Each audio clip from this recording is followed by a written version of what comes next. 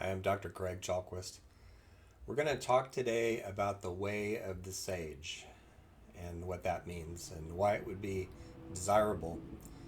And to do that, I'm going to enlist some thoughts from different cultures and times and places. And to start with, if you look up sage just in the dictionary, just to find out what it means, definition one has to do with spices, which may or may not be relevant to what we're talking about. It's usually definition two that associates the sage with some kind of a bearer of profound wisdom. So that's just the ordinary dictionary definition. If you look through the etymology, it goes back to words like sapious and sap, as in tree sap, which is kind of nice. Sapious also refers to sapientia, which is a goddess whose name actually means wisdom. So, more about that in a moment. So, over time, the figure of the sage has also been associated with maturity, I think in particular emotional maturity, which is certainly something we need more of these days, particularly in our global leadership. Wow. Also, being experienced, but not just having experiences, but being seasoned, actually learning from experiences, and also having powers of discernment. So, those are some of the qualities normally associated with being a sage. So, I want to look briefly at the traditions coming out of China about this, particularly the great Chinese thought of antiquity. And if we go all the way back to the Western Zhou period, which started about 1045 BCE, that's when the figure of the sage really begins to develop, although there were hints of it before then. And especially in terms of being a holder of wisdom and intelligence. And so from that time forward in the history of Chinese philosopher and culture, there starts to be other attributes involved. So some thinkers include day, which is usually translated as virtue. The sage is a person of exemplary virtue. And also, it's associated a lot with leadership, which is true of other cultural traditions as well. And then again, intelligence. um, One thing that Confucius, by the time he shows up, emphasizes, and this gets taken up also by Mencius a few generations later, is that sagehood is something that can be acquired through self cultivation. It's something that we can all do, which is nice and a relief to those of us who feel like we've gone through life making mistakes and sometimes learning from them and sometimes not. But according to this line of thinking, anyone can do this. And with Confucius and the thinkers who come after him, sagehood is also associated with Ren, which is often translated as humaneness, a sense of humaneness, and the virtues that go with that, such as compassion, and also openness to learning, which we'll talk about more in a moment. The sage is open to new learnings, new experiences, being transformed by them, and learning from them in a deep way, not just a shallow way. And then with Taoism, there is the added thought, and here is Lao Tzu and the philosophers who come after him, that conformity, or a better word would be flowing with the Tao, is part of wisdom. Being able to adapt to changing situations, being able to understand what the world is asking of you, and things like that. Moving in the ways of the natural world, not seeking to impose your ego and your plans on everything, is the way of the sage from this perspective. So if we flip over to the Greek side of the house, we find sagehood associated with philosophy, philosophia, love of wisdom. And early in the Greek tradition, and I'm thinking specifically of Plato, philosophy is known as a way of preparing to die. There's needs to be an awareness of death, of mortality, of limitation, which again we'll come back to. It's something also emphasized in Buddhism. I would just add that it needs to be preparation to live as well, and a form of living wisely. So, preparation for death, awareness of the forms behind the superficial parts of existence. So we could deliteralize this a little bit, and instead of saying, the intellectual understanding of these eternal static forms behind things, we could say the ability to see through, the ability to look deep and be in contact with what's going on underneath the surface. That might be a way of holding that.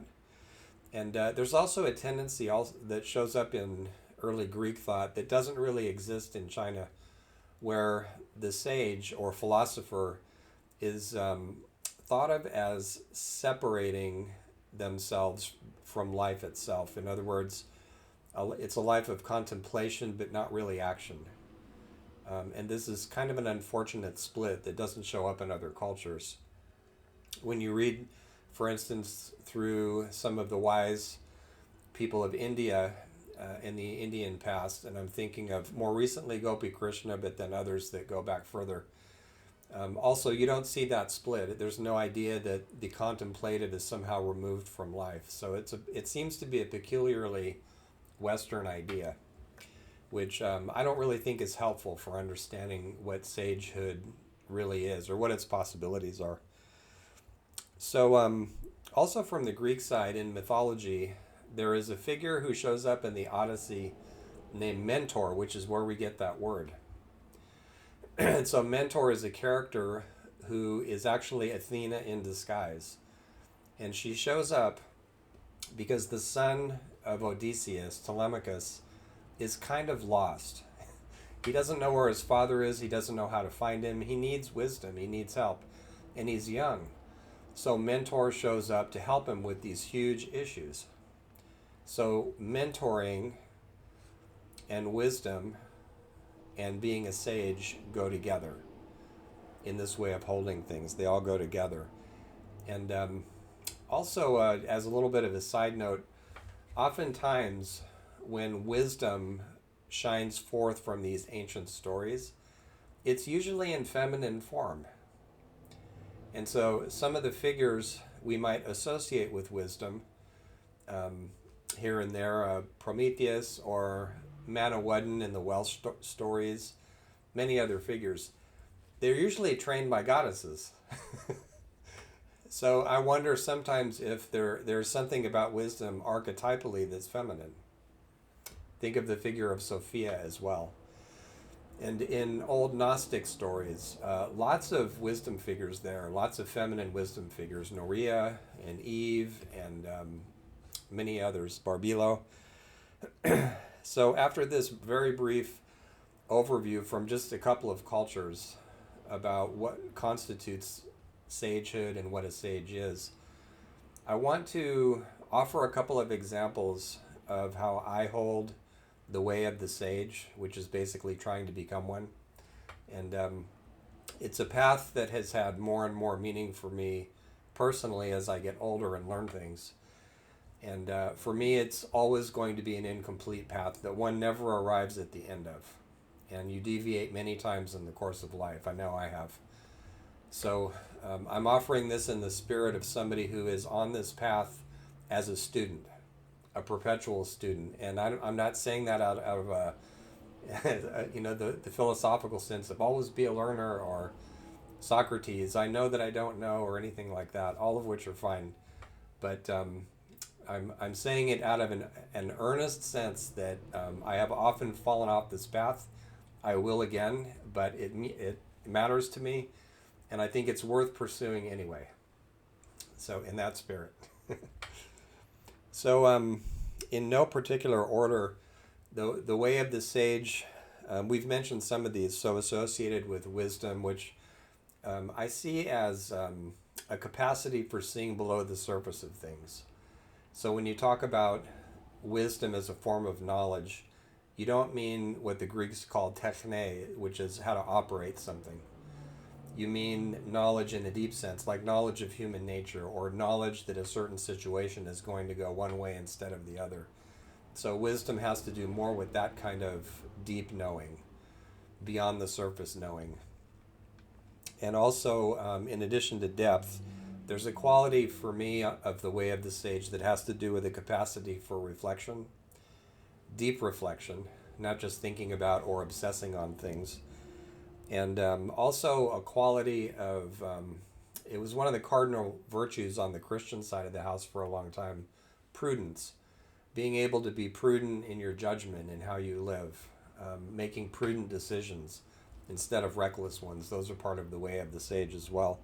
And when you are reckless, understanding why, using reflection and conversation, which remember the emphasis on dialectics, going back to the Greeks, as well as other cultures, conversations with other people to figure out where you went wrong and learn to do better. And then all of this too as a life path. So the way of the sage as a path of wisdom, depth, reflection, prudence, and the other things that we've mentioned as a way of life, as an ideal to be actually followed. So what are some of the characteristics of the way of the sage? And why would it be useful in our day?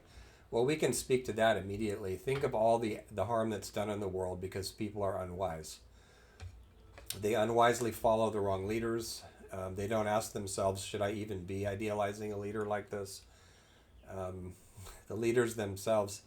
I heard Oren Lyons speak in Santa Barbara many years ago, and he was talking about how his group of tribes administrates and governs and makes sure that, and he used this word, immature people don't end up in positions of power. And I just think that's a supremely important challenge for our whole species right now, because we've seen what happens when the wrong people get power. It's usually the ones who want it and think they deserve it.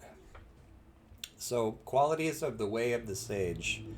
One that I would put up front in terms of spirituality is to be open to the presence of the more than human. And I'm thinking of those moments and occasions where something larger than us, more intelligent than us, seems to address us through everyday events. It could be visionary experiences, it could be wise characters in a dream, it could be something that you learn outdoors from the natural world. But those would be examples. Those moments when you just get a sense of being held and witnessed by something much bigger than you can see. It's more of an intuitive sense and an emotional sense than anything that can be nailed down and proven. By its very nature, spirit isn't something that can be trapped in concepts or measured in a laboratory. And with this, I want to mention a common defense. I think I might have mentioned this before in one of these heartening videos. It's such a useful term. One of my teachers, Lionel Corbett, talks about, I think I did mention this, the Scrooge defense. This happens when I recently have been rereading A Christmas Carol and appreciating Lionel's coinage of this term. It happens when something transcendent crosses our path and we say, bah humbug. No, that's only that incredible dream that just revealed the blueprint of my entire life was the hamburger I had last night for dinner. That kind of thinking, right? Or disparaging other people's experiences too, spiritual experiences in particular, right? It's what William James called the nothing but explanation. Your transcendent experience is nothing but this, which just kills the whole experience. You can tell by the deadness that it brings in that it's wrong. So there's a lot of people who operate the Scrooge defense and they're closed off from these sorts of experiences. But my understanding of the way of the sage is that we're open to them however we interpret them. There's no creed or dogma that we need to impose on them. We're just open to what the experience is. Also, I think the way of the sage includes encouraging other people's potential. And to do that, you have to see it. So as an educator for many years, I've often been, and a psychotherapist before that, I've often been in the position of being able to see something in a client, a student, a colleague, a friend, what have you, myself, that goes unwitnessed and unrecognized. And for me, part of the joy of not only being an educator, but also being on this path that we're talking about is being able to see that in other people and appreciate it. And when appropriate, bring it to their attention. You don't want to give people unsolicited feedback, but sometimes, and I see this in young people in particular, they're struggling to understand what their gifts are. And I've seen how powerful it can be with me and with others to just speak to that and have faith in that and give them the room to develop whatever it is that they need to develop. So I consider that to be part of the way of the sage as well. Another part is not taking everything personally.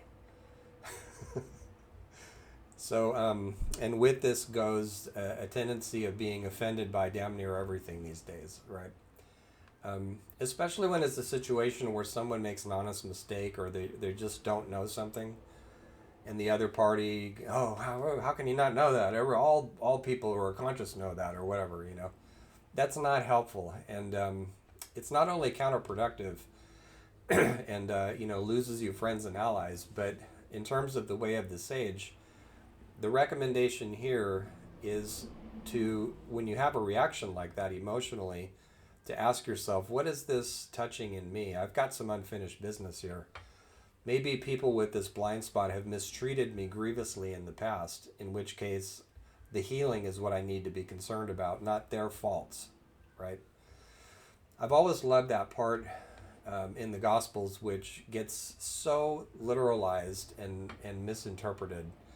And by literalized, I mean treated literal-mindedly. I mean, here's Jesus who talked in parables continually, and yet has received more literal-minded interpretations than any man in history.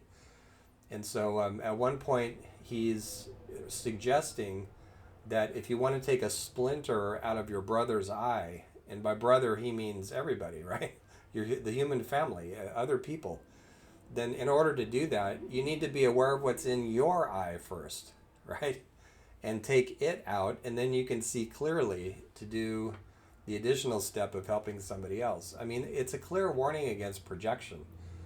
And so even when we're right and somebody has done something, whether inadvertent or not, to insult us, to do something that in a way that we prefer not to be treated, then there's a reflective moment here on the path or the way of the sage where we back up and ask, okay, what's really going on here with me? Is this my personal background, my family background, my culture? What is this, right?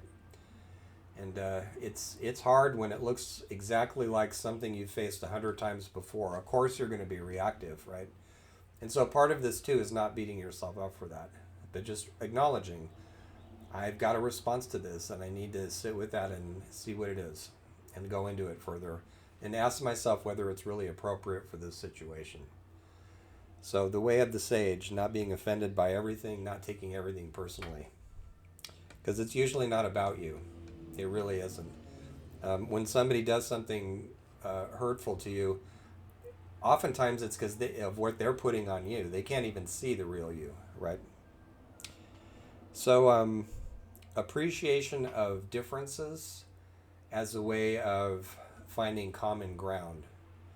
So you see this in really young children where you put them together and they come from different cultural backgrounds, they have different accents, different appearances, things like that. And often very young kids are just curious about that. How come your hair looks like this? How come your skin looks like this? And then they get to know each other, and it's not that it becomes invisible. It's that it becomes part of my friend over here, and here's somebody else over here who's different from them, and I'm different from both of them. So it's difference not as divisive, it's difference as delightful. That's what seems to appear on the path of the sage at its best.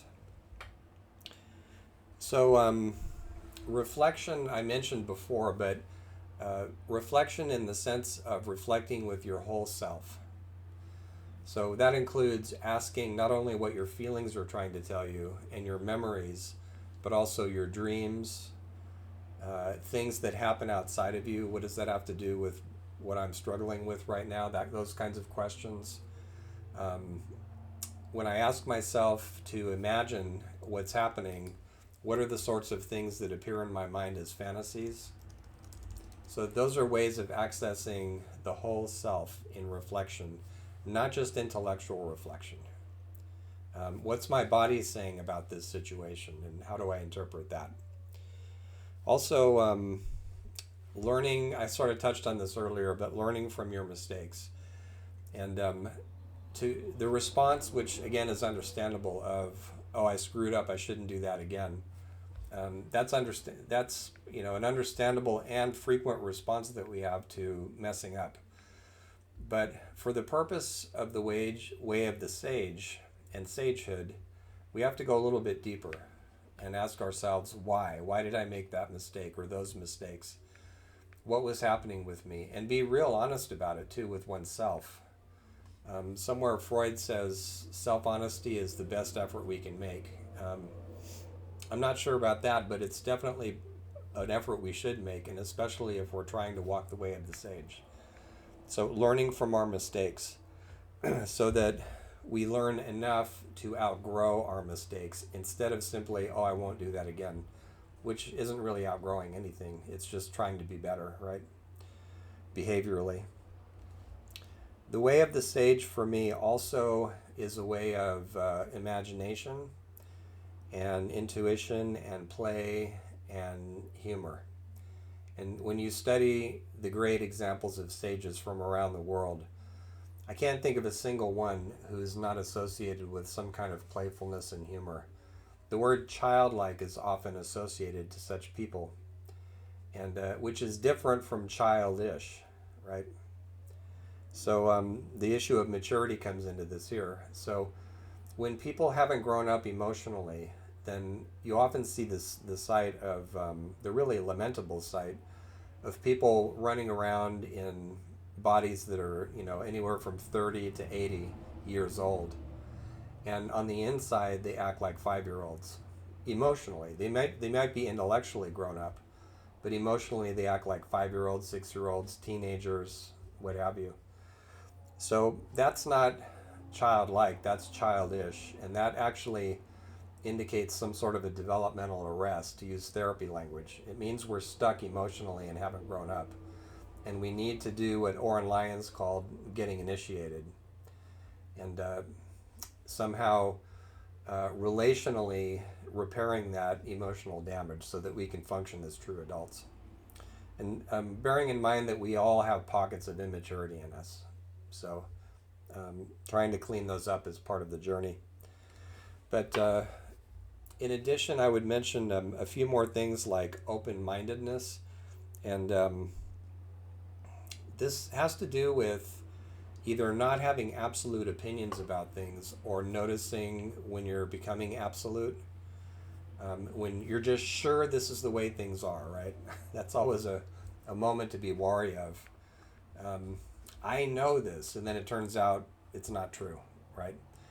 So having as much as you can an attitude of open-mindedness, of perpetual inquiry, of what I sometimes have called sophisticated innocence, can be helpful on the path of the sage, and just in life in general. And so Banfu Some in her books points out that I forget which one she used this phrase in, but she mentions that when we're locked up in this kind of rigid absolute thinking, we miss out on what she calls higher states of grace.